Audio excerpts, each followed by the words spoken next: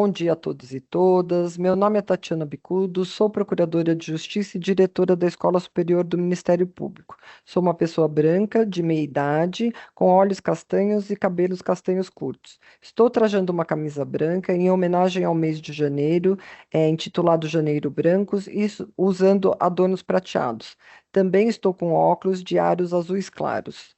O evento de hoje tem por objetivo discutir a questão das doenças mentais no ambiente de trabalho. É de conhecimento de todos que a velocidade do mundo contemporâneo tem gerado fenômeno com aumento de taxa de ansiedade e depressão nas pessoas. De outra parte, o Covid-19 intensificou esse quadro e ainda hoje estamos lidando com as consequências do agravamento da situação mental das pessoas. Não por acaso, em 25 de abril de 2023, o vice-presidente Geraldo Alckmin promulgou a Lei 14.556, que instituiu a campanha do Janeiro Branco, com foco na conscientização da população das questões atinentes à saúde mental, com o objetivo de se ter uma vida mais saudável, prevenindo-se assim doenças psiquiátricas e suicídios. O Ministério Público do Estado de São Paulo e a Escola Superior do Ministério Público já vem há algum tempo tendo essa preocupação. Tanto que, desde a pandemia, preocupando-se com a questão da saúde mental, desenvolveu eventos e temos no nosso canal do YouTube mais de 25 eventos relacionados à discussão da saúde mental da sociedade, desde a infância até a idade mais avançada. Assim, é com uma imensa satisfação que iniciamos os trabalhos da escola no ano de 2025, com o evento hoje realizado, Janeiro Branco e o Cuidado com a Saúde Mental. Este evento foi idealizado pela Diretoria-Geral na área de saúde e também pela Escola Superior do Ministério Público. Gostaria, portanto, de passar a palavra à doutora Estefânia Ferrarzini Paulin, promotora de justiça e assessora da Diretoria-Geral, para sua saudação inicial. Obrigada, doutora Tatiana. Inicialmente, eu gostaria de me apresentar. Meu nome é Estefânia Ferrazini Paulin, sou promotora de justiça há 24 anos, sou promotora da violência doméstica e, neste momento, eu estou na diretoria-geral como assessora. Eu tenho estatura baixa, sou loira, cabelos compridos, olhos verdes, pele branca. Neste momento, eu estou usando um óculos de aro vermelho. Estou de roupa branca. Bem, eu gostaria de parabenizar a doutora Tatiana pelo evento que está sendo realizado, porque é de extrema importância a discussão dentro da nossa casa, do Ministério Público, sobre a saúde mental. Gostaria de parabenizar também, e cumprimentar todos os presentes, porque isso já indica o interesse e discussão sobre o assunto, um assunto tão importante para todos nós. Uma vez que a saúde mental, ela é considerada, e nós sabemos disso, tão importante quanto a saúde física. Dentro do Ministério Público, nós temos, ligados à diretoria-geral, a área da saúde. A área da saúde, nós temos profissionais técnicos que são psiquiatras, psicólogos, assistentes sociais, para acompanhar o integrante dentro da nossa casa. Um deles, inclusive, vai fazer a palestra que todos vão acompanhar hoje, falar sobre o cuidado. Nós também desenvolvemos vários projetos dentro, tanto com a área da saúde, quanto com o núcleo da doutora Vanessa Terezinha, temos o projeto Ampara, temos a ouvidoria, tudo buscando uma melhoria na saúde mental através do combate ao assédio, cuidando da futura aposentadoria dos membros. Então, vários aspectos que podem influenciar na saúde mental têm sido cuidado internamente pelo Ministério Público, principalmente porque nós sabemos, inclusive, aliás, que trabalhar no Ministério Público não é uma tarefa fácil, onde nós temos situações complexas, situações, inclusive, interpessoais, às vezes tensas, tratamos dos problemas alheios, situações que são difíceis. E para que nós tenhamos um meio ambiente de trabalho saudável, para que nós tenhamos essa melhoria de relações interpessoais, é importante que nós venhamos a discutir sobre a saúde mental. E por que janeiro? Bem, primeiramente, janeiro foi inserido dentro do calendário, do nosso país como janeiro branco, porque é um mês que se cuida da saúde mental, onde nós temos movimentos da saúde mental. Janeiro, todos nós sabemos, é um mês de reflexão, de projetos, né? Nós projetamos a nossa vida. É um mês onde nós estamos olhando para dentro de nós mesmos. Por conta disso mesmo, às vezes, se gera muita frustração por atitudes que nós não tivemos, projetos que nós não cumprimos, e ainda projetos que nós viremos a cumprir. Então, janeiro é um mês extremamente delicado e, por isso, tomou-se como sendo um mês extremamente importante para cuidarmos da saúde mental. Então, já que nós temos que olhar para dentro, olhar para o outro, olhar para o colega para cuidar da nossa saúde mental, nós temos que desenvolver o assunto, estudar, falar sobre isso e conversar sem qualquer preconceito. Sem preconceito e também cuidando e entendendo a vulnerabilidade do outro, a sua própria vulnerabilidade e a vulnerabilidade alheia. Por quê? Só assim nós conseguimos cuidar de quem cuida da gente, cuidar de quem está precisando de cuidado e cuidar de nós mesmos. Então, eu acho extremamente importante nós conversarmos sobre isso e permitirmos a construir aqui um espaço de aprendizado. Também gostaria de ressaltar que o Ministério Público tem participado, através da Diretoria Geral, da Procuradoria, em diversos setores, do Fórum Nacional de Discussão de Saúde Mental, do Conselho Superior do Ministério Público. Participamos desse fórum, seria um fórum de discussão entre boas práticas que vêm sendo exercidas. Então, através de exemplos desses estados, do que os ministérios públicos vêm fazendo, as ações que eles vêm tomando, nós estudamos sobre isso e também vem ajudando com que nós venhamos a desenvolver projetos da mesma forma, sempre de olho na saúde mental e na melhoria do bem de todos no nosso ambiente, tanto de trabalho quanto no nosso ambiente pessoal. Muito obrigada, doutora Tatiana. Devolvo a palavra. Obrigada, doutora Estefânia. Na sequência, passo a palavra ao convidado, Wellison Matheus Fontes da Silva, assistente social e coordenador da área de saúde mental do Ministério Público, desejando a todos um bom evento.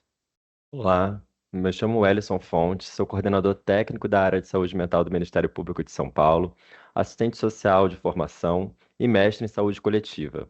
Antes de iniciar essa minha apresentação, gostaria de fazer uma autodescrição. Sou um homem preto, de cabelos cacheados escuros, uso um óculos de leitura de grau, visto uma camisa branca com manga longa e com detalhes pretos ao longo da camisa. A escolha do mês de janeiro para realizarmos essa nossa primeira atividade, ela vai de encontro à lei sancionada em abril de 2023, que instituiu o mês para as campanhas nacionais de conscientização da população sobre a saúde mental. E essa cor branca escolhida, ela faz referência simbolicamente a folhas ou telas em branco, que podem ser preenchidas com desejos, expectativas, histórias ou sonhos que o sujeito deseja concretizar de forma saudável. E para nós, profissionais técnicos da área de saúde mental do Ministério Público, essa tela em branco também está sendo preenchida. No nosso último ano, a área de saúde mental do Ministério Público, ela precisou passar por algumas modificações. Isso se deu, sobretudo, em razão da entrada de novos profissionais via concurso público e também pelo contato direto que pudemos ter com os integrantes ao longo deste ano, que nos permitiram construir estratégias de saúde mental específicas para a instituição. Trabalhar no campo da saúde mental é um grande desafio, pois requer do profissional de saúde uma compreensão da totalidade. Isso significa que, para além do sujeito, nós precisamos olhar também para as estruturas sociais e as condições externas em que ele está inserido, como o trabalho, o ambiente familiar, os fatores econômicos, históricos, religiosos, culturais, questões de gênero, questões de raça, entre outros. Já que o adoecimento ou o sofrimento mental, ele não se dá em abstrato, isolado, desconectado desse mundo, mas sim se produz nas relações concretas, efetivas, objetivadas no modo em que estamos inseridos de produzir e reproduzir a vida. Digo isso principalmente para tentar aliviar aqueles que se sentem unicamente responsáveis ou culpados por esse adoecimento ou sofrimento mental.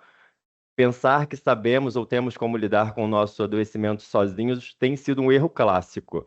Primeiro, porque nos isolamos, o que pode intensificar ainda mais esse sofrimento e até se tornar uma doença psiquiátrica crônica, como ansiedade e depressão. Segundo, porque isso também nos afasta da possibilidade de construirmos uma rede de apoio que não necessariamente precisa ser composta pela nossa família, mas pode compor os profissionais de saúde, os amigos, os vizinhos e, por que não, os próprios colegas de trabalho, com quem estamos cerca de um terço dos nossos dias. Foi pensando nisso que nós, técnicos da área de saúde mental do Ministério Público, nos debruçamos ao longo do último ano a pensar estratégias de cuidado em saúde mental de maneira mais abrangente e que façam sentido aos integrantes. Não adianta assumir uma posição de detentor do saber no campo da saúde mental sem considerar também que os sujeitos são especialistas, os protagonistas, na verdade, em suas próprias experiências e suas perspectivas, elas também são fundamentais para a tomada de decisões compartilhadas.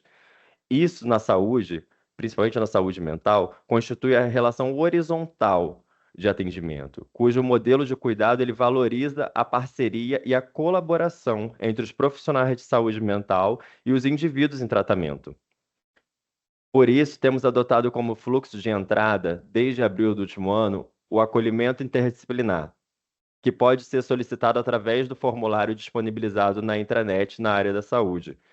Esse acolhimento interdisciplinar, ele trata-se de um atendimento inicial realizado por 2 profissionais de saúde, pelo menos, de categorias diferentes, é claro, para apreensão das demandas dos integrantes através da escuta qualificada.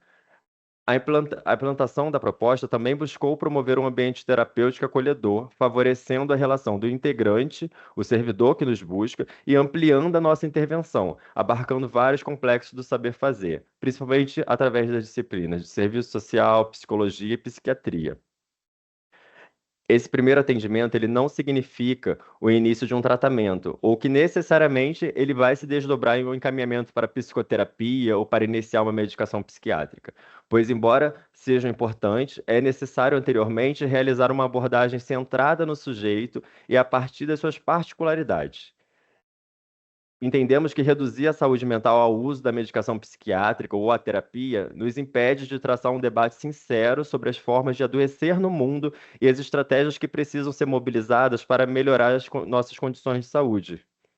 Portanto, em razão do grau elevado de demandas e da reestruturação da área da saúde mental, somente situações que foram identificadas de risco elevado, como a intenção suicida e violência, seguiram fluxo específico de inserção no serviço de psicoterapia e psiquiatria na área de saúde mental no último ano. Isso nos possibilita, enquanto técnicos, a atuar para além de abordagens individuais, sendo capazes de identificar os fatores de sofrimento e adoecimento no e pelo trabalho, bem como participar de ações de cunho coletivo e preventivo, como essa atividade que temos realizado hoje. Em nossa tela em branco para 2025, não deixaremos de fora o passado. Pelo contrário, precisamos ter em mente que esses efeitos de um mundo pandêmico ainda permeiam o nosso cotidiano e altera também diversos aspectos de nossas vidas, incluindo a reorganização de rotinas domésticas e profissionais. Também não deixaremos de fora a necessidade de pensar uma mudança de cultura, das nossas relações com os outros, dos outros conosco, pois falar de saúde mental também é falar de solidariedade, diálogo e cuidado. A finalidade dessa atividade para a gente não é apenas trazer diversas informações ou expor uma temática relacionada à nossa área de atuação, pois, embora essas ações sejam importantes, é preciso conscientizar os integrantes de que a área da saúde mental está vigilante sobre situações geradoras de sofrimento, e também empenhada a transformar isso em ações de promoção da saúde, em especial de maneira coletiva nas equipes de trabalho. Para isso, precisamos que os integrantes possam, antes, localizar a nossa área de saúde mental como um canal aberto e seguro, que, embora com muitos limites, se compromete a dar uma resposta à necessidades de saúde mental do Ministério Público de uma maneira ética e garantindo o devido sigilo profissional. Isso também vale aos integrantes que ocupam cargos de gestão e sentem a necessidade do debate acerca da temática da saúde mental nas próprias equipes, seja na capital ou no interior. É importante que sintam-se confortáveis para nos auxiliar a construir essas propostas e estratégias de cuidado em saúde mental, pois são também os gestores que estão mais próximos da realidade das equipes, que que produzem condições de identificar e realizar a gestão de riscos psicossociais no ambiente de trabalho e até mesmo práticas de saúde mental efetivas, em colaboração conosco. Assim, eu espero que Janeiro Branco possa simbolizar um pontapé inicial para que possamos construir as pontes necessárias para um cuidado em saúde mental que contemple a todas e todos dentro dessa instituição. Muito obrigado novamente pelo espaço e a área de saúde se coloca à disposição, podendo ser contatada através do WhatsApp ou dos outros canais de comunicação do Ministério Público. Obrigada, Wellington, pelos seus esclarecimentos. Passo agora a palavra ao Dr. Fábio José Pereira da Silva, médico psiquiatra do Ministério Público, que apresentará as formas de se identificar o adoecimento mental no trabalho. Olá, eu sou Fábio Silva, sou médico psiquiatra e também especialista em medicina preventiva. Eu, além disso, sou professor universitário na Faculdade Mar Atlântica, onde eu dou aulas de psiquiatria e psicoterapia. E atualmente estou vice-coordenador do Departamento de Psicoterapia na Associação Brasileira de Psiquiatria. Me sinto bastante honrado com o convite da doutora Tatiana Bicudo, diretora da Escola Superior do Ministério Público, para ministrar esta aula sobre um tema que, para mim, é extremamente relevante, extremamente importante. Queremos tratar a respeito do adoecimento mental no trabalho. Principalmente, como podemos identificá-lo e como os colegas podem sensibilizar quem está à sua volta para buscar tratamento em caso de suspeita. Vamos lá? Inicialmente, eu vou aqui compartilhar a minha tela com vocês para vocês conseguirem acompanhar essa aula. Então, primeiramente, por que nós escolhemos esse tema? Porque nós sabemos, e não só, quando eu digo nós, os cientistas, as pesquisas, né, que o adoecimento mental é a principal causa de afastamento no trabalho no mundo. Não é no Brasil, não é em São Paulo, é no mundo. Então, é um tema que cada vez mais ganha peso. Por quê? Porque as pessoas adoecidas, elas têm um problema com a produtividade.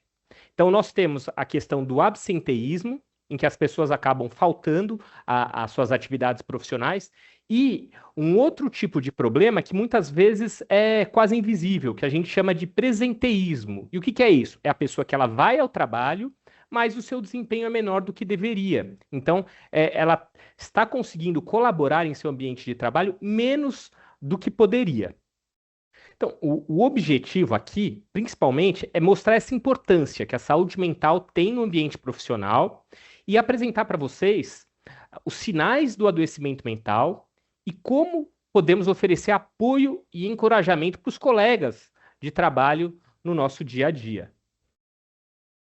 E qual que é a relevância? Então, vamos lá. Essa relevância, o impacto da saúde mental, ela tem uma relevância no indivíduo, porque ele vai se sentir mal, ele não vai conseguir desempenhar. Isso vai resvalar, né, na equipe com a qual ele trabalha, porque hoje a maioria das pessoas trabalha em equipe. Então, o trabalho de um, muitas vezes, precisa do auxílio do trabalho do outro. Se alguém não está trabalhando bem, seja por qualquer motivo, o trabalho de toda a equipe acaba sendo, muitas vezes, comprometido ou, no mínimo, acaba se atrasando os prazos e a resolução das questões. A produtividade que cai, obviamente, e o clima organizacional.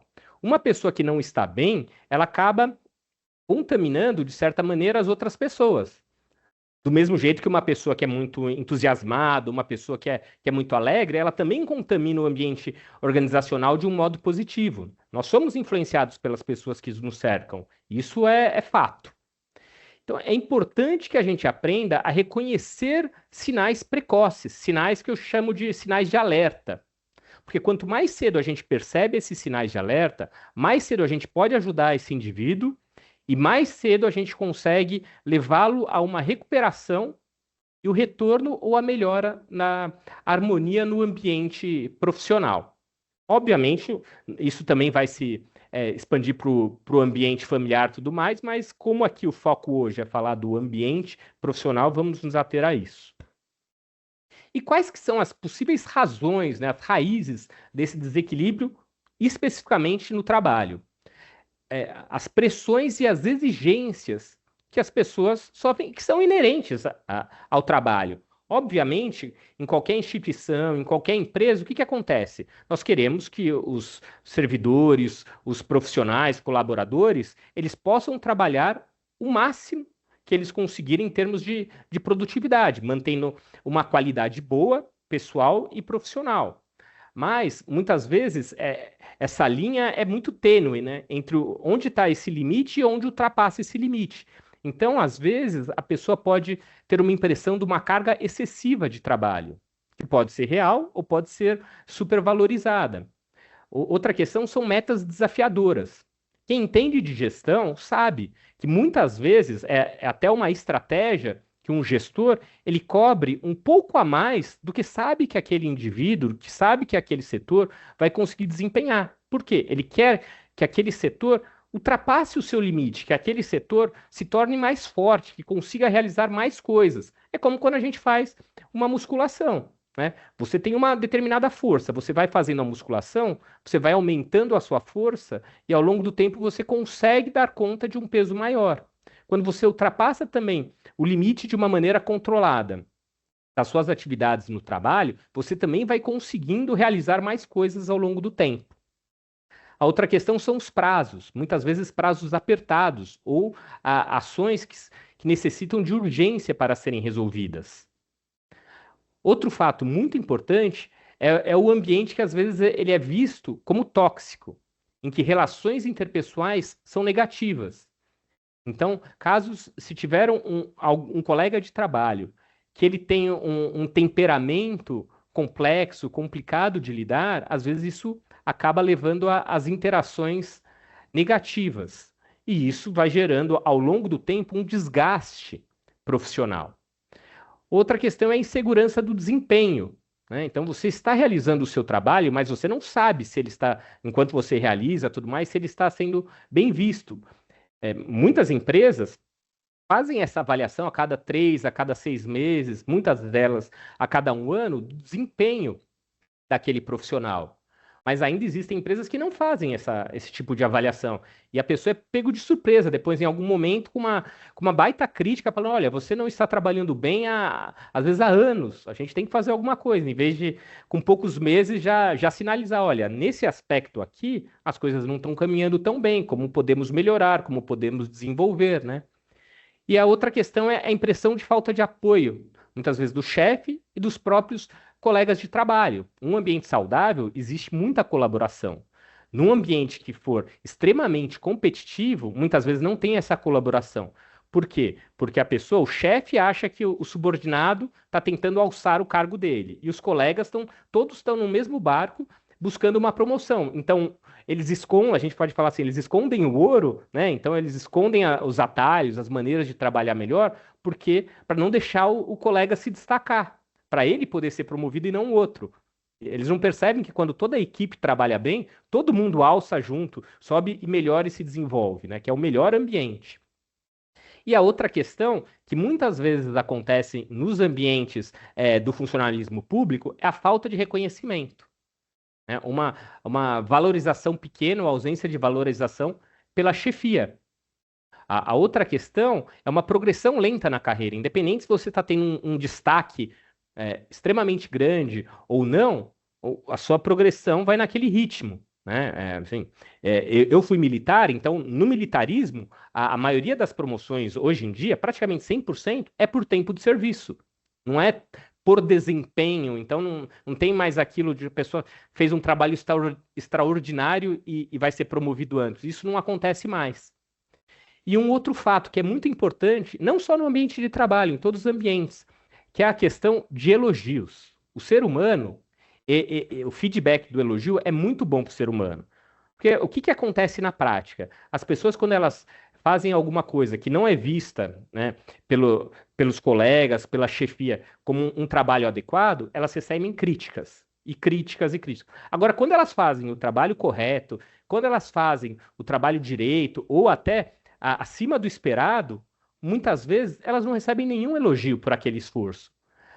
Muitas vezes os colegas, a chefia, vê aquilo e falam: olha, ele não fez nada do que deveria ter feito, ele não fez nada do que o trabalho dele. Mas mesmo assim, quando a pessoa faz o trabalho a qual ela foi designada e que é esperado que ela realize, fazendo um elogio de conclusão, isso fortalece as relações. E a pessoa, ela se sente mais motivada para continuar a trabalhar bem. Por isso é importante essa questão dos elogios. No mesma questão das críticas. Se tem críticas, precisa ter elogios, né? Que também tem aqueles colegas, aquela chefia que não fala nada, né? Nem elogio, nem crítica. É uma coisa, uma insensibilidade total, que também é muito ruim esse ambiente. E quais que são os transtornos psiquiátricos mais comuns no ambiente de trabalho? Eles não fogem muito ao que acontece na população geral, né? Então, hoje a gente sabe que, por exemplo, aqui em São Paulo, né, tem pesquisas mundiais mostrando que São Paulo é a capital da ansiedade. Então, o número de pessoas com transtornos ansiosos em São Paulo é gigantesco. E é o principal transtorno mental, de uma maneira geral, aí no mundo. E o que acontece nos transtornos de ansiedade? Quais são os sintomas mais comuns? É a pessoa que tem uma preocupação excessiva. Veja, é preocupação excessiva, porque preocupação a gente espera que as pessoas tenham, né? O excessivo é o quê? A pessoa não consegue se desvencilhar da preocupação, ou ela se preocupa com coisas pequenas como se tivesse uma relevância grande. Então ela não consegue ter a dosimetria em relação ao que ela deve se preocupar ou não. Tudo parece que é importante igual, e isso gera um grande desgaste emocional. Outra questão é um medo exagerado, medo de coisas que não deveria ter medo. Então ela sente o ambiente de trabalho como um ambiente ameaçador, que não é para ser. O ambiente de trabalho é para ser um ambiente sereno, é para ser um ambiente que ela se sinta à vontade.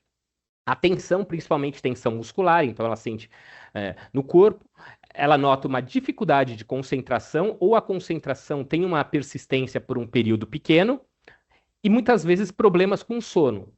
E veja, o problema com sono, né, que é tão comum aí na nossa população, muitas vezes acontece por quê? Porque as telas, elas têm uma influência negativa sobre o sono. Então, se a pessoa usar uma tela, qualquer pessoa, próxima ao horário de dormir, a chance dela ter um sono de menor qualidade aumenta. Isso não tem nada a ver com o trabalho, tem a ver com usar tela. Então, fazer essa diferenciação precisa de um auxílio profissional.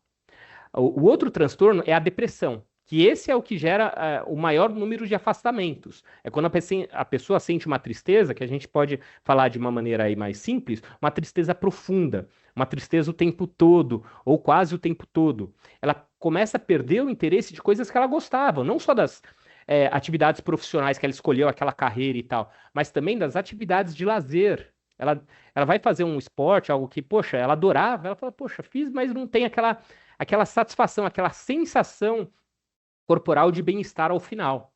Ela também sente uma fadiga, um cansaço extremo. Também pode acontecer a dificuldade de concentração e, o que é muito frequente, pensamentos negativos. A pessoa tem pensamentos pessimistas o tempo todo. Então, ela tem uma percepção distorcida do que de fato está acontecendo. Então, situações que a gente pode considerar assim, que são neutras, ou às vezes até positivas, ela interpreta negativo. Então, por exemplo, às vezes ela recebe um elogio no trabalho e ela já fala, se ele me elogiou agora é que vai vir uma bomba na sequência, vai vir uma crítica muito pior. Ou então não, ele está sendo cínico, esse elogio não é nada, ele está sendo cínico, sarcástico e tal, não tem nada a ver com elogio isso, tem uma crítica velada por ali. Ou às vezes um comentário a respeito de outra pessoa, a pessoa fala, não, na verdade ele está usando esse outro exemplo para falar alguma coisa, mandar uma indireta para mim. E a pessoa vai começando a entrar nesse looping de achar que está sendo, de uma certa maneira, perseguida, mal vista pelos outros, o que é péssimo, porque ela começa a ficar acuada e ela começa a agir na defensiva. Outro problema bastante comum é o burnout, que a partir deste ano de 2025, né, com a mudança do CID-10 para o CID-11, ele foi mais alocado como uma doença laborativa, uma doença do trabalho. Mas, de maneira geral, o que acontece? São pessoas que são extremamente comprometidas com o trabalho, isso é importante falar, porque muita gente tem dúvidas do burnout. E o que acontece? São pessoas que são extremamente comprometidas com o trabalho, são extremamente dedicadas, são aquelas pessoas que muitas vezes fazem hora extra, são aquelas, sem que o chefe peça, nada disso, por ela mesma, é uma questão interna. E tem uma dificuldade muito grande de falar não. Então, quando elas atingem, lembra que eu falei em slides anteriores, aquele limite da quantidade de trabalho que ela pode realizar, a maioria das pessoas sinaliza isso. Olha, já estou no meu limite, não dá para eu pegar mais porque eu estou com isso, aquilo. A pessoa não, ela vai aceitando, vai aceitando. Então, também a chefia e os colegas acham que ela está dando conta, que para ela está tranquilo. Então eles não conseguem perceber isso. E aí ela vai nesse ritmo até que uma hora que ela realmente existe uma coisa que assim, ela se esgota. E aí ela não dá conta de mais nada, e ela tem que daí dar uma pausa no trabalho mesmo. E ela, como é uma pessoa extremamente dedicada, tudo, geralmente são pessoas que adoram trabalhar. E ela para de ter esse prazer, essa satisfação com o trabalho. E ela começa a tratar as coisas com maior cinismo.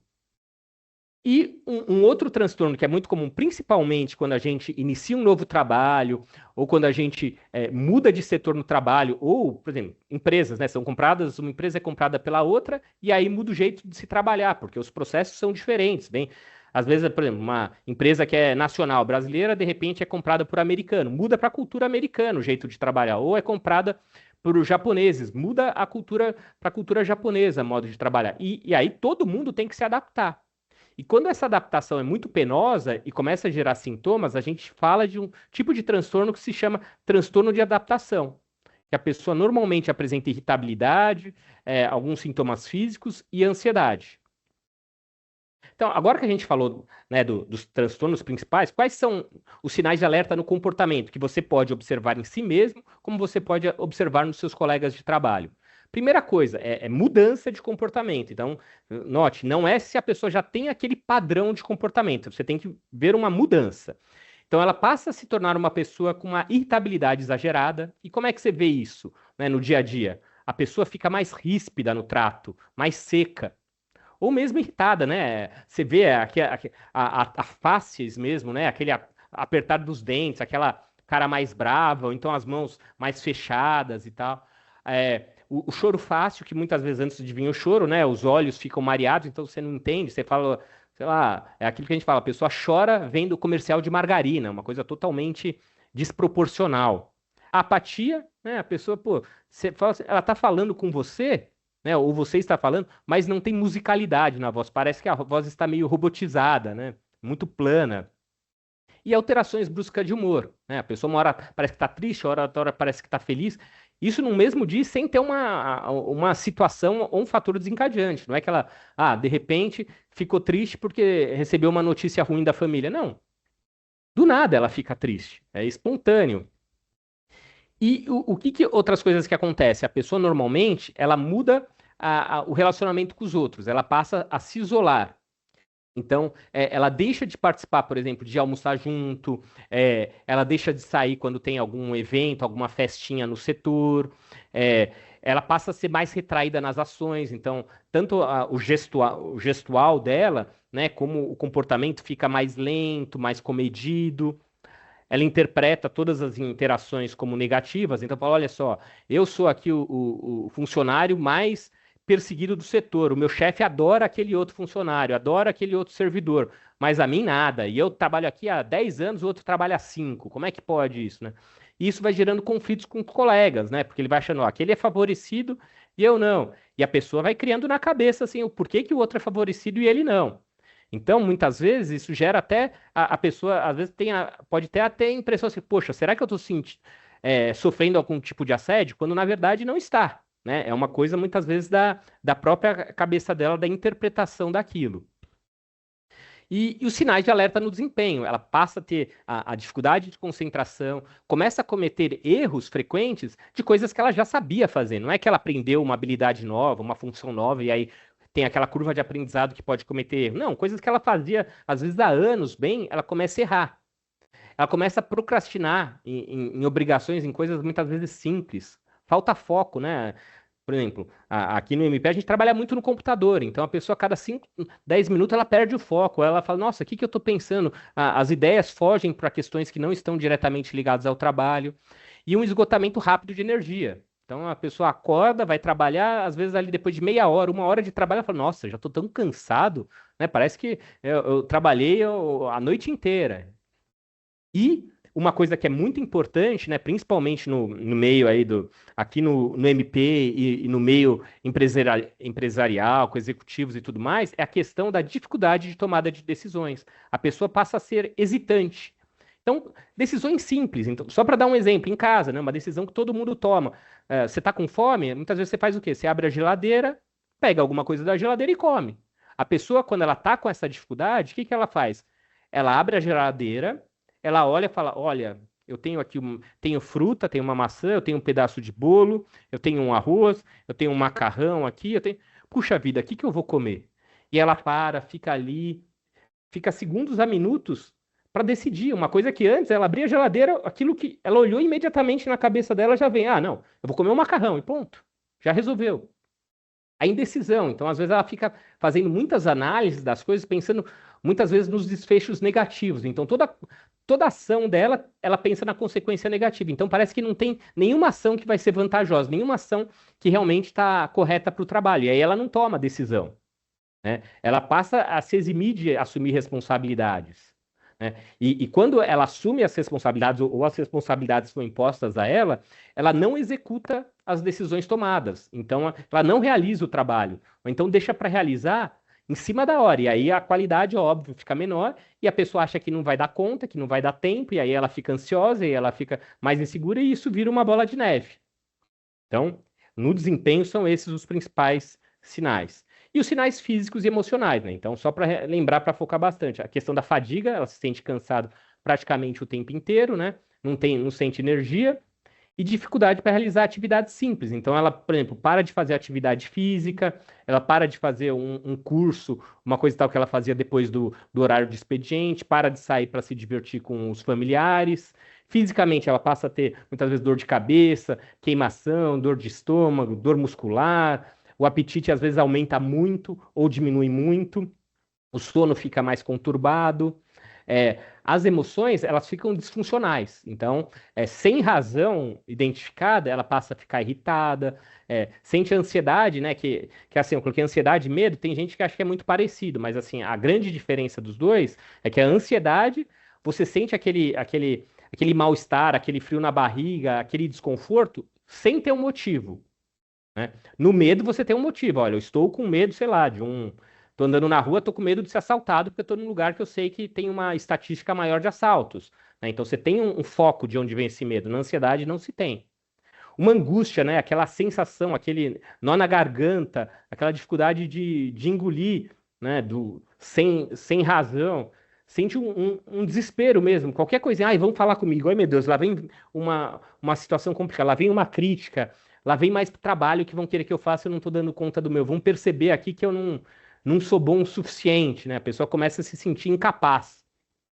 E desesperança. A pessoa fala, olha, não estou bem e eu acho que daqui para frente as coisas ainda vão piorar. Ela não tem assim, ó, isso aqui é uma fase, isso aqui é só um momento, daqui a pouco as coisas melhoram. Não, ela acha não, as coisas vão piorar ainda mais, vai. Daqui a pouco vão perceber que eu não estou trabalhando bem, eu vou ser demitido, nossa, no meu casamento as coisas vão ruim, minha esposa, meu esposo vai se separar de mim, a minha família vai se afastar de mim, a pessoa começa a entrar num loop muito, muito ruim. Então a gente precisa identificar logo para barrar tudo isso aí. Então a identificação precoce, né, seja pela pessoa ou por quem está à sua volta, é muito importante. Por quê? Porque quanto mais tempo você deixa aquilo progredir, né, nós temos como que o nosso cérebro funciona, o aprendizado, é por repetição. Então, quanto mais a gente repete algo, mais a gente fixa aquilo na memória e mais facilmente aquilo é acessado, de maneira voluntária ou espontânea. Então, quanto mais tempo a pessoa fica sintomática, o tratamento vai ser mais demorado e mais complicado. No geral, essa é a tendência. Então, identificação precoce permite que rapidamente você elimine, muitas vezes, os sintomas. Não chega nem a pessoa ter, de fato, uma doença. Ela tem alguns sintomas antes que chegue no estágio mesmo de prejuízo funcional para a gente considerar uma doença, você consegue intervir e diminuir as consequências. E aí, quando a pessoa está doente, você trata, a gente quer o quê? Que ela obtenha a recuperação e a reinserção no trabalho ou na mesma qualidade de trabalho de antes. Então, dependendo isso a caso, né, vai ter um retorno gradual, um retorno de uma vez em relação ao trabalho. Muitas vezes a pessoa vai ter que ter um acompanhamento diferenciado aí pela chefia por um tempo, né, uma checagem, que é um cuidado com a pessoa. Não é que ela está sendo vigiada, não é que ela está sendo vista de uma maneira negativa, não, é um cuidado, como um cuidado de pai para filho, de mãe para filho. Você quer o bem. Por exemplo, numa instituição pública, as pessoas vão trabalhar juntas por anos, às vezes por décadas. Então, é interessante que a chefia, que o subordinado esteja bem, porque se o subordinado não está bem, isso vai impactar no desempenho da chefia, vai trazer mais trabalho, mais rechecagem de trabalho para a chefia. Então, no geral, a chefia quer que o funcionário esteja bem. Então, às vezes ele fica mais de olho, não com uma visão persecutória, né, de achar a pessoa vai fazer coisas erradas aqui, isso eu vou punir, não, mas assim, eu tenho que ficar de olho, porque nesse momento ela está mais fragilizada. Se ela fizer uma coisa errada, eu vou ajudar a corrigir aquilo para não expô-la perante a instituição, para não prejudicar também a carreira dela e nem os colegas de equipe naquela determinada área. Desculpe. E um outro fator, né, depois disso, que a pessoa está bem, é fazer a prevenção, para que a pessoa tenha maior bem-estar no dia a dia. Então, é cuidar da saúde mental, é investir na qualidade de vida. E isso gera maior produtividade. Isso serve tanto para as pessoas que estiveram doentes e que se recuperaram, como até, às vezes, mais importante, dependendo do tipo de empresa, de instituição. É que ter programas para evitar que as pessoas adoeçam. Porque o adoecimento mental é como uma conta matemática, na maioria das vezes. Nós temos os fatores de risco, nós temos os fatores de proteção, e muitas vezes a interação deles vai gerar uma estimativa de risco que pode ser grande ou pequeno para aquela pessoa adoecer. Então, a gente tem que investir que as pessoas tenham mais fatores de proteção. Então, um ambiente harmonioso no trabalho é um fator de proteção. Um ambiente de qualidade estrutural, física, né, ter os equipamentos no trabalho, é um fator de proteção, né? Um ambiente de trabalho em que a adoecedor é quando? É quando a pessoa, por exemplo, pessoas que sofrem, que a chefia e tal, os colegas, não têm tato no jeito de falar e muitas vezes falam de uma maneira gritando, de uma maneira agressiva. E muitas vezes elas acham que esse jeito de falar está incentivando o outro. Porque para elas, algumas pessoas, isso incentiva, né? A falar mais firme, falar mais duro, às vezes elas acham que essa é uma maneira correta. E elas usam isso para si e usam para os outros. E às vezes para as outras pessoas não é bom. Então a gente tem que ajustar a nossa linguagem de acordo com o nosso interlocutor também. E por que é tão difícil pedir ajuda nessas questões de saúde mental? Primeiro, porque existe um estigma mundial de saúde mental, né? De achar que a pessoa que tem uma doença mental, uma doença psiquiátrica, é louca, é incapaz, vai ficar babando, vai rasgar dinheiro. Principalmente quem tem mais idade ainda tem uma visão mais parecida com isso.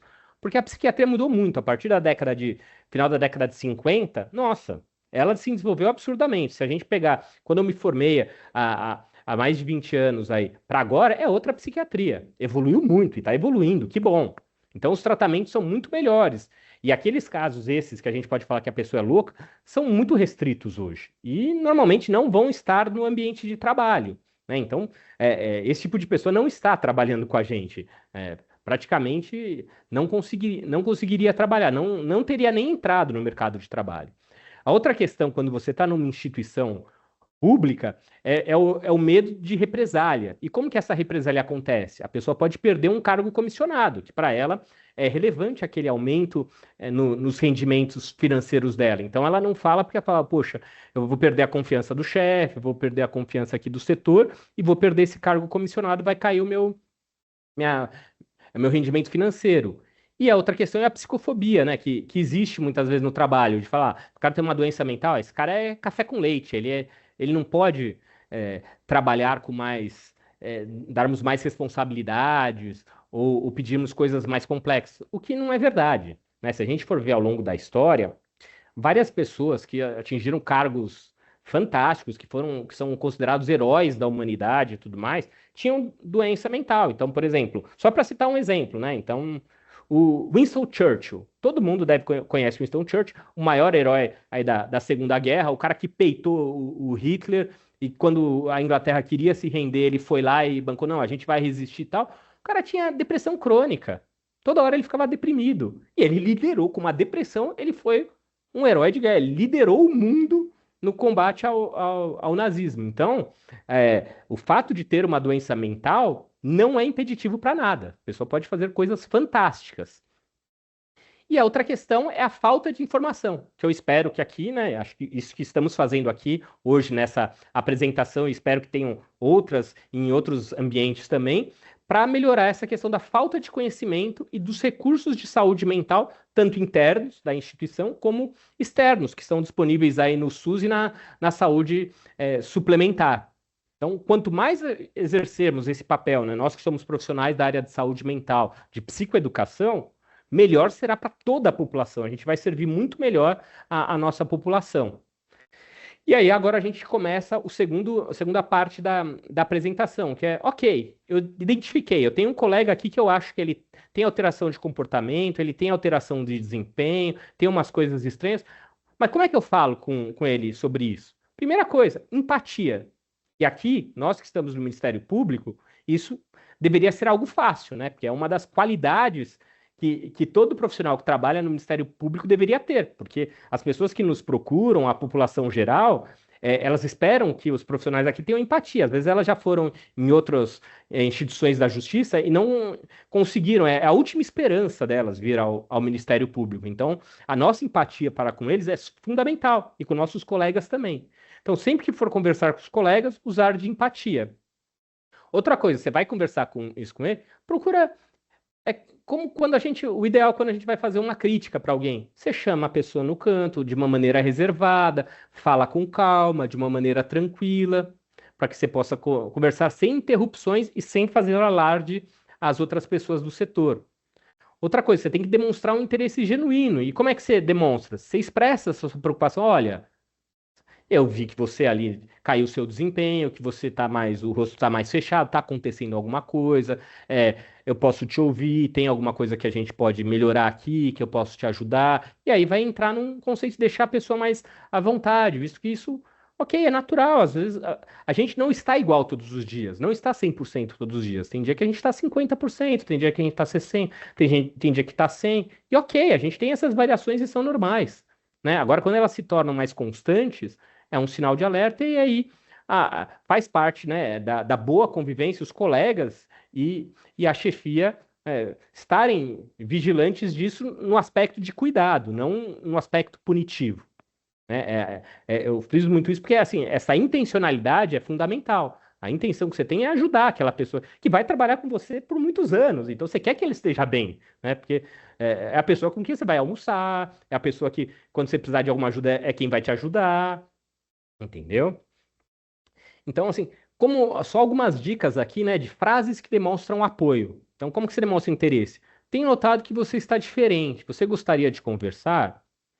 Outra coisa, ofereça suporte. Se precisar de algo, estou aqui para te apoiar. Conte comigo. E, muito importante a gente fazer, essa sugestão da ajuda profissional. Já pensou em conversar com um profissional, com um psicólogo, com um psiquiatra? Pode ser útil, né? Tirar esse estigma. E existem o oposto, né? As frases que se deve evitar. Independente, como eu falei, a intenção, às vezes, de quem fala essas frases é uma intenção positiva. Você está querendo motivar a pessoa, está querendo dar um chacoalhão para que ela vá buscar ajuda para que ela melhore. Mas esse tipo de frase, na maioria das pessoas, vai ter um efeito negativo. Então a gente tem que evitar, que é o quê? Isso é frescura, todo mundo passa por isso. Não dá bola para isso, não. Ou então exigir mais esforço. Você só precisa se esforçar, mas isso é falta de vontade. E aí o que acontece? Por exemplo, num quadro de depressão, o principal fator da depressão é a alteração da volição. Realmente, a alteração da vontade. É uma alteração que não é voluntária, é involuntária. A pessoa quer fazer as coisas e não consegue. Ela já sabe que ela não consegue. Aí vai você lá e fala, ó, você tem que se esforçar mais, tem que fazer aquilo. Mas ela não consegue, ela vai se sentir ainda pior, né? E culpabilizar, né? Eu já tentei te ajudar, mas você não quer ajuda, você não faz nada do que eu falo para você melhorar, então, ó, meio que assim, ó, desistir de você. Então isso é muito ruim, porque daí ela já tem uma desesperança, e você tira ainda qualquer resquício que ela possa ter de esperança, você tem que fazer o oposto. E você vai incentivar aquela pessoa a buscar tratamento. Como? Então você vai informar para ela dos recursos disponíveis, em cada trabalho vai ter alguns recursos. Então, assim, aqui no caso do Ministério Público tem o setor de saúde mental, né? Tem programas de apoio aí do CGP, né? E também, como somos servidores do Estado de São Paulo, tem o IANSP, E outras instituições parceiras, tem a saúde suplementar, tem outros serviços do SUS, né? Que às vezes a pessoa não sabe que existe ou não sabe como acessar. O próximo passo, como eu falei, a pessoa tem uma dificuldade muitas vezes da volição, de fazer, de agir, de fazer qualquer coisa. Então até você fala, olha, eu acho que você deveria ir buscar um auxílio, marcar um acolhimento, uma consulta, qualquer coisa assim. E a pessoa fala, legal, eu também acho, eu vou fazer isso. Só que ela não consegue, ela não sai do lugar. Então, às vezes, você precisa meio que quase pegar na mão daquela pessoa e falar, não, vamos fazer um agendamento aqui? E não, ó, vamos entrar em contato, já entra em contato, já auxilia ela nisso, já agenda, já marca. Porque, assim, ela fazer esse caminho, às vezes, é muito difícil, às vezes ela não consegue, né? E que muitas pessoas não entendem isso, né? Então, já falei, ela falou que sim, mas não faz. Ela não faz exatamente por isso, porque o problema dela é não conseguir realizar, né? E a outra coisa é sempre mostrar que, para tirar esse estigma, que quem busca ajuda, quem vai atrás de tratamento, isso é um ato de coragem, não é um ato de covardia, não é um ato de incapacidade, é o oposto, né? Quem busca o tratamento. E agora, a gente vê, né, e eu trabalho também fora, né, minha atuação fora do MP, eu atendo muita gente que são altos executivos, donos de empresas, e esse pessoal, muitos já têm uma clareza da importância da saúde mental. Então, muitas vezes eles não estão doentes, mas eles buscam o quê? Para se tornar pessoas melhores, para eles se comunicarem melhor com os outros, para eles entenderem melhor suas próprias emoções e transmitir sua afetividade de uma qualidade melhor para o outro. Então, muita gente que não tem transtorno mental e que assim, são pessoas de um alto nível socioeconômico, educacional, eles buscam e fazem acompanhamentos psiquiátricos. Muitas vezes eles evitam chamar de psiquiatria. Eles falam, faço coaching. Coaching é um termo que serve para várias coisas, mas muitas vezes é uma psicoterapia, isso que eles estão chamando de coaching, para desenvolvimento pessoal. Então isso é muito importante. E no MP, né? Como que podemos ter esse apoio na saúde mental? Primeiro é estruturar e construir e aplicar, né, políticas de saúde mental. Então, implementar políticas de saúde mental para melhorar a qualidade de vida no trabalho. E isso vai sendo feito ao longo do tempo. Agora que, desde o final do ano e tal, agora está aumentando a equipe de saúde mental, isso vai poder ser feito com maior capacidade, com maior abrangência. Outra coisa, treinamentos em psicoeducação. Como essa parceria agora, esse convite que eu recebi da doutora Tatiana Bicudo para falar aqui na Escola Superior do Ministério Público. Isso vai ajudar muita gente, né? A gente está aí no mês de janeiro, que também tem um apelo grande em relação à saúde mental. E outra questão que todo mundo participa, né, que é criar um ambiente de trabalho mais humanizado, mais acolhedor, né, que a gente espera de todas as pessoas, né, respeito, empatia e desenvolvimento de comunicação assertiva, que muitas vezes esse é o maior problema. As pessoas elas têm uma dificuldade de como se comunicar de modo assertivo, e aí dá ruídos na comunicação e interpretações muitas vezes distorcidas que levam a visões negativas do ambiente de trabalho. Bom, para concluir, para frisar bem, porque, como eu falei, né, a gente aprende por repetição, né? Então, saber que, primeiro, que adoecimento mental é real, né? Não é coisa de frescura, não é assim, eu não tenho tempo para ficar doente. Isso aí é coisa de quem não trabalha. Não, as pessoas adoecem, né? Não tem como você falar, eu não tenho tempo para quebrar um braço. Quebrou, quebrou, né? Você ficou doente, ficou. Tive uma dor de barriga. Não é a sua escolha, né? É uma coisa que vem contra a sua vontade, né? Então, a saúde mental no trabalho é um problema sério que precisa de atenção. Em todos os trabalhos, isso. Então, também, as empresas que são mais antenadas a isso, cada vez mais estão desenvolvendo locais ou recursos para melhorar essa questão de saúde mental no trabalhador. Outra questão é que a saúde mental, né, é um compromisso coletivo. Todos podem contribuir com um ambiente de trabalho mais saudável e acolhedor, né? E as atitudes, elas importam. As pequenas ações fazem a diferença de um colega que está sofrendo. Então, só de você falar, se colocar à disposição para ouvir o colega, às vezes o colega não vai querer falar com você. Ele vai falar, isso aqui é pessoal, é íntimo, não quero. Mas ele vai se sentir acolhido, ele vai se sentir querido por aquela pessoa, vai aumentar a esperança. Ou às vezes ele vai desabafar, ele fala, nossa, eu precisava desabafar muito. E vai falar um monte de coisa, mas não é que ele espera que você vai gerar uma mudança para ele, ele só precisava falar, só precisava ser ouvido. O ser humano precisa muito disso, né? E saber também que, olha, um dia a gente pode precisar, né? Se a gente for ver as estatísticas mundiais aí, Em torno aí de 1/3, 1/4 das pessoas em algum momento da vida vai ter um transtorno mental. Então não é uma coisa de outro mundo, é uma coisa que todo mundo conhece alguém, todo mundo tem um amigo, todo mundo tem um familiar que tem um transtorno mental. Então é uma coisa que está muito próxima a nós. Não dá para ignorar e falar, não, isso aqui não tem nada a ver com isso. Faz parte da nossa sociedade, faz parte do momento histórico que o ser humano vive. E para concluir, né, eu queria deixar uma mensagem final, mais focada aí ao pessoal do MP, né, que a saúde mental no Ministério Público é um compromisso de todos e que ao promovermos a empatia, o apoio e a busca por ajuda, construímos um ambiente de trabalho mais saudável e humano. E dessa forma a gente pode servir muito melhor a toda a sociedade, que é o papel central aí do MP. Então, eu queria mais uma vez frisar, agradecer esse convite aí pela Escola Superior do Ministério Público, de falar de assuntos tão importantes. Espero que seja uma parceria aí que progrida, que evolua. É de interesse também, eu sei, da Associação Brasileira de Psiquiatria poder auxiliar aí toda a sociedade nessa questão de psicoeducação, porque queremos uma sociedade melhor para todos. E eu estou à disposição para o que for necessário. As pessoas que tenham dúvidas e da maneira que eu puder ajudar, eu estou disponível. Muito obrigado e tenham todos um ótimo dia. Obrigada, doutor Fábio. Encerro este evento e convido a todos para acessar a todos os canais da Escola Superior do Ministério Público para mais conteúdos como o presente. Desejo a todos uma boa tarde.